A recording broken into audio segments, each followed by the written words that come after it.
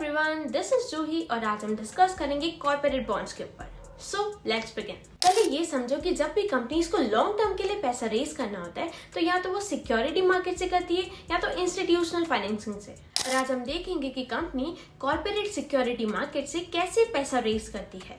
Corporate security market से पैसा raise करने के 3 तरीके हैं, शेयर्स, बॉन्ड्स और डिवेंचर्स।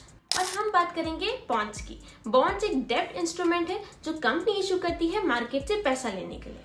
वो पब्लिक कंपनी भी हो सकती है और प्राइवेट भी। अब कंपनी बॉन्ड्स इशू करती है और इन्वेस्टर्स उन बॉन्ड्स को परचेज करते हैं जिससे कंपनी को पैसा मिलता है। और इन रिटर्न कंपनी प्रॉमिस करती है कि मैच्योरिटी होने पर वो आपको प्रिंसिपल अमाउंट रिटर्न कर देगी और साथ ही साथ रेगुलर इंटरवल्स पर ब्याज भी देगी। और इसीलिए इसे प्रॉमिसरी नोट भी कहते हैं। अब बात करते हैं रिस्क की। कॉर्पोरेट बॉन्ड्स एफडी और गवर्नमेंट बॉन्ड से ज्यादा रिस्की रहते हैं, पर इसके रिटर्न्स भी उनसे कई बेटर रहते हैं। अब मान लो आपने कॉर्पोरेट बॉन्ड्स में पैसा लगाया और वो कंपनी भाग गई या बैंकरप्ट हो गई तो अब उस केस में तो आपको प्रिंसिपल अमाउंट भी रिटर्न नहीं मिलेगा। तो हमें पता कैसे पड़ेगा कि कौन से कॉर्पोरेट बॉन्ड्स में पैसा लगाना है और किस में नहीं? तो इसमें हमारी हेल्प करती है क्रेडिट रेटिंग एजेंसीज।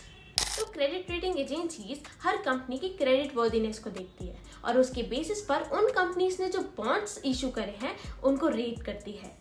ये रेटिंग हमें ये समझने में हेल्प करती है कि अगर हम किसी कॉर्पोरेट बॉन्ड में इन्वेस्ट करते हैं तो क्या चांसेस है कि हमें हमारा प्रिंसिपल अमाउंट और इंटरेस्ट वापस मिलेगा। इसलिए बहुत इंपॉर्टेंट है कि बॉन्ड्स में इन्वेस्ट करने से पहले हमें इन रेटिंग्स पर नजर जरूर डालनी चाहिए। और कुछ ऐसे प्लेटफॉर्म्स हैं जिनके थ्रू आप कॉर्पोरेट बॉन्ड्स में इन्वेस्ट कर सकते हो, जैसे Zerodha, wind, India bonds, bonds India और बॉन्ड्स कार्ड एक्सेट्रा। अब एक और चीज, जब भी आप कॉर्पोरेट बॉन्ड उस कंपनी से ले रहे हो जो उस बॉन्ड को इशू कर रही है तो वो हो जाता है प्राइमरी मार्केट ट्रांजैक्शंस।